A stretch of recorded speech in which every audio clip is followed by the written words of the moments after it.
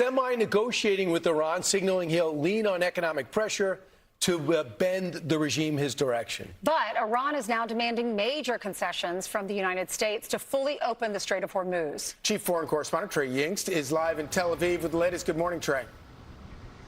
Yeah, hey guys, good morning. With diplomatic efforts ongoing to reopen the Strait of Hormuz, Iranian officials are now making new demands. Iran's Supreme National Security Council issued a fresh statement this weekend calling on the United States to permanently end the war in the region, not just with Iran, but also with its proxies, and to compensate Iran for damages before the Strait would reopen. Iran's foreign minister says even if a deal is reached, it doesn't necessarily mean the Strait will stay open. The talks with Oman are about a temporary route. We are almost very close to the result. Determining the route by Iran and Oman does not necessarily mean the reopening the Strait of Hormuz. That is dependent on other factors. The violations of the Memorandum of Understanding by America should be compensated.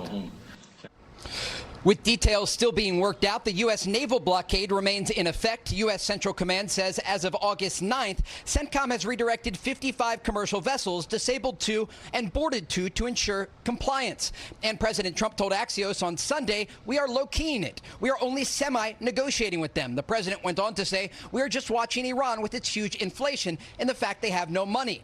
And the Wall Street Journal reports for weeks President Trump has been laying the groundwork to declare victory in the Iran war should Tehran fully reopen the Strait of Hormuz, even floating the idea privately to senior aides that he's willing to walk away without a nuclear deal, U.S. officials said again to the Wall Street Journal. Now, Vice President J.D. Vance spoke with Fox News over the weekend, indicating that U.S. pressure on Iran will continue until an agreement is reached that is best for the United States. I try to remind people that we're really in the middle of the game here. This thing is not over. It's obviously not at the beginning. We're in the middle of the game, and we're applying a whole host of tools, diplomatic, economic, military tools, to ensure that we get the best outcome for the American people. I feel quite confident we will get there, but we're still a bit in the middle of the game. Today, a senior Israeli official told Fox News there is new evidence, credible evidence inside of Iran showing this mounting economic pressure and regime officials in Tehran having to choose where their money is distributed. Guys? So I guess with the belief the president believes that economic pressure would change the regime's mind. But Trey, how likely is that, knowing that they don't seem to care about their people?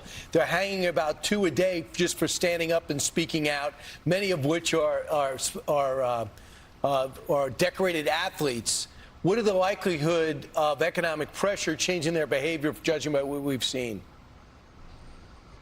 It's a great question. Look, the U.S. naval blockade of Iranian ports is costing the regime hundreds of millions of dollars each day. That is a fact. But we have to look at the reality on the ground. And the Strait of Hormuz, this critical international waterway, is still effectively closed.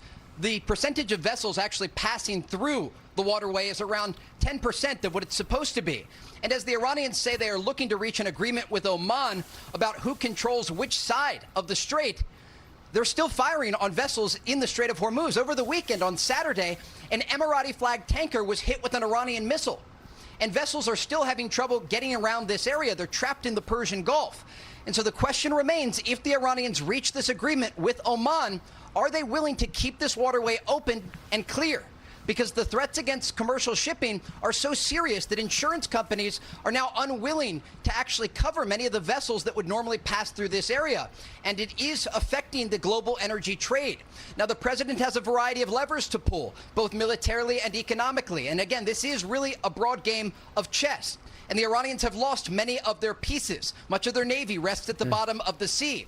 Their missile arsenal has been degraded, but they still have pieces on the board. And as the vice president said, the United States is in the middle of the game. All right, Trey, thanks so much. I appreciate it.